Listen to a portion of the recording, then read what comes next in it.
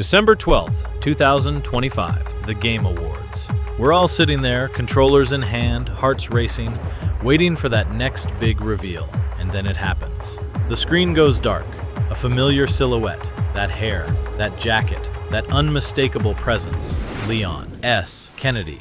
The internet absolutely exploded. Twitter, on fire. Reddit, losing their minds. Discord servers, pure chaos. Because after all these years, after all the speculation, after PlayStation accidentally leaked it earlier that week, there he was. Older, grizzled, battle-hardened, wielding a chainsaw like it's 1999 all over again.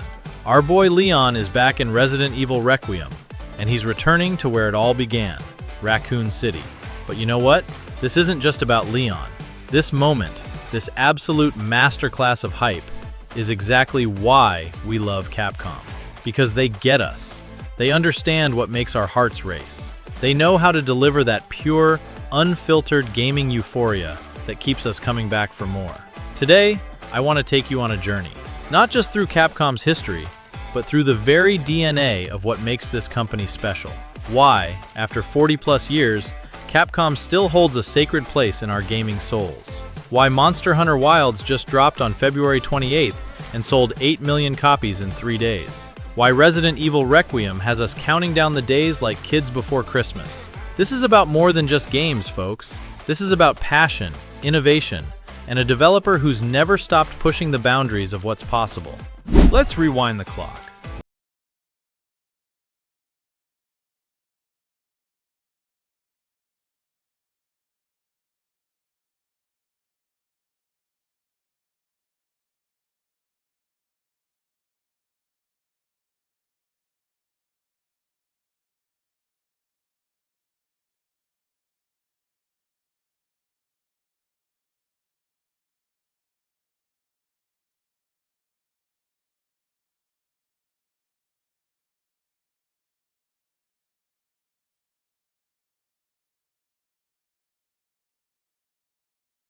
Arcade experiences so good, so unique, that they couldn't be replicated.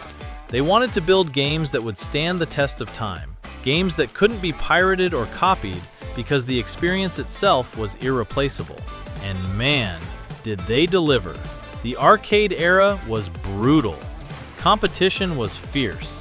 You had Nintendo dominating, SNK bringing the heat, and countless other developers fighting for quarters. But Capcom?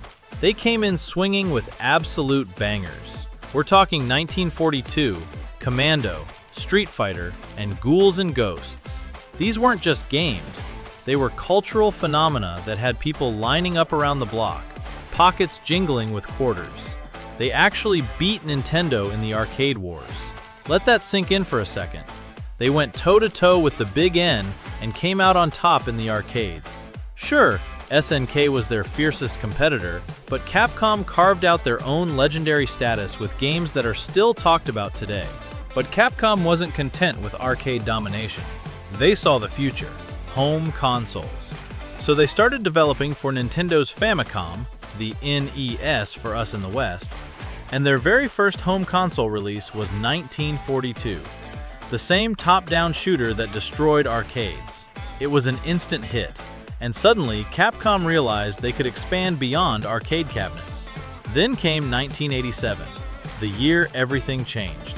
Video game director Akira Kitabura and lead programmer Nobuyuki Matsushima started cooking up something special. They wanted to create a side-scrolling platformer designed specifically for home consoles. Something that would challenge players, something memorable, something that would define a generation. They created Mega Man, or as Japan knows him, Rockman. Let me tell you something about Mega Man that still blows my mind today. This game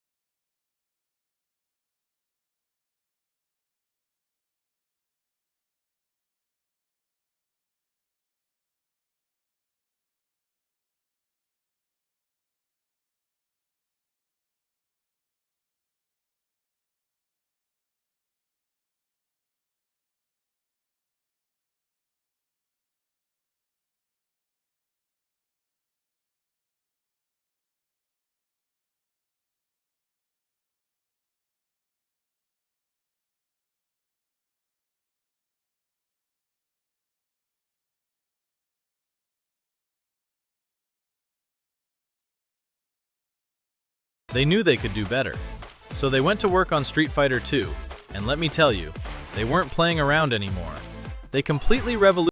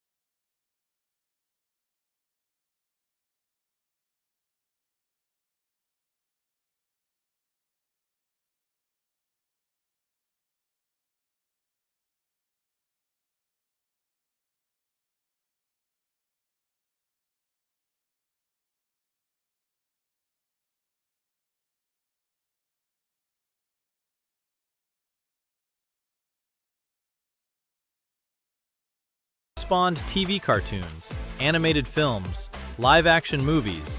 Okay, we don't talk about those. And became a global phenomenon.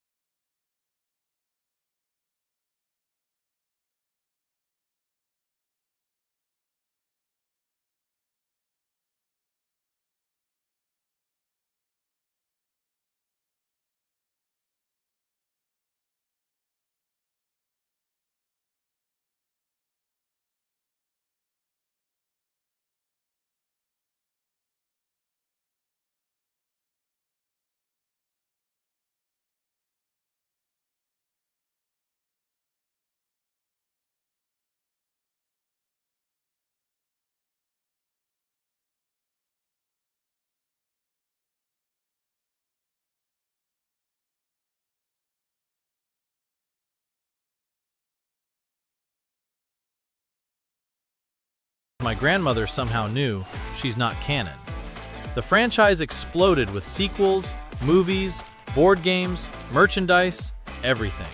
It became bigger than Street Fighter, bigger than Mega Man. Resident Evil was the name in survival horror, and Capcom owned it completely. Then Capcom got ambitious.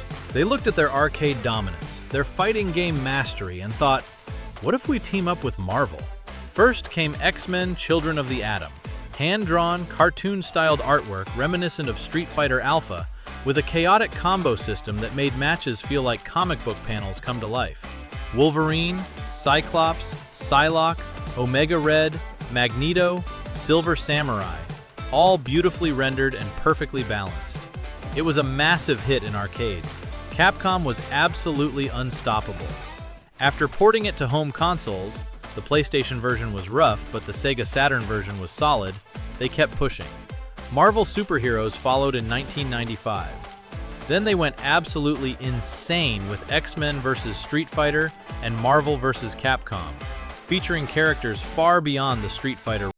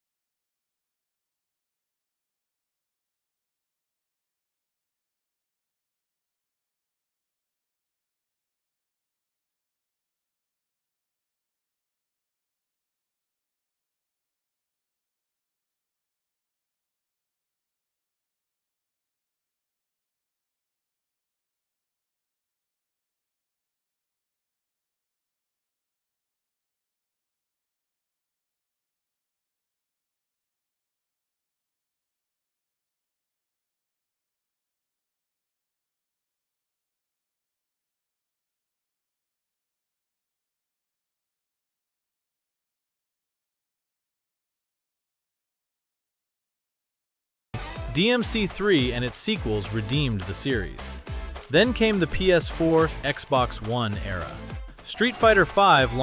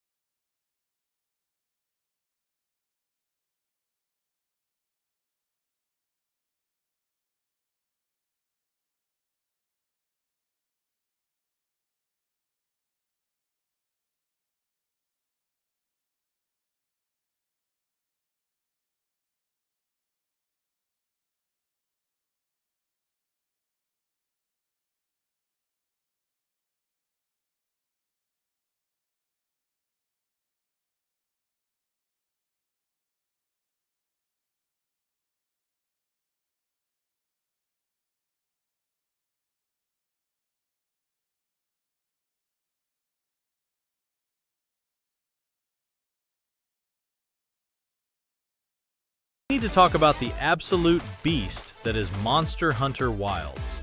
Let me paint you a picture. February 28th, 2000.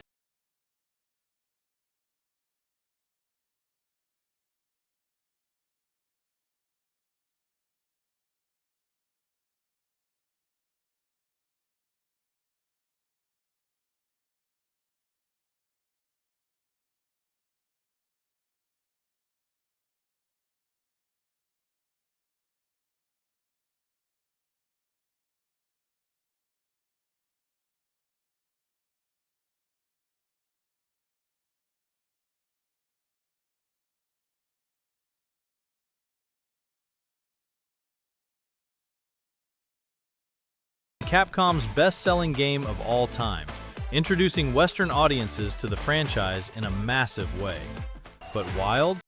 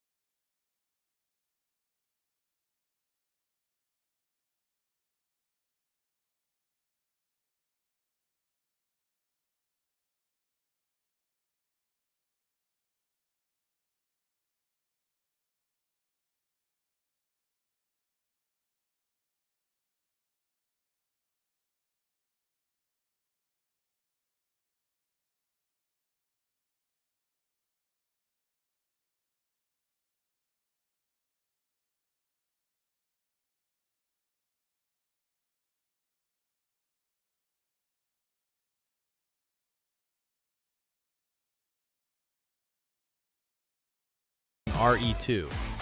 The emotional weight of that return, seeing how he's changed, how the events of Raccoon City shaped his entire life.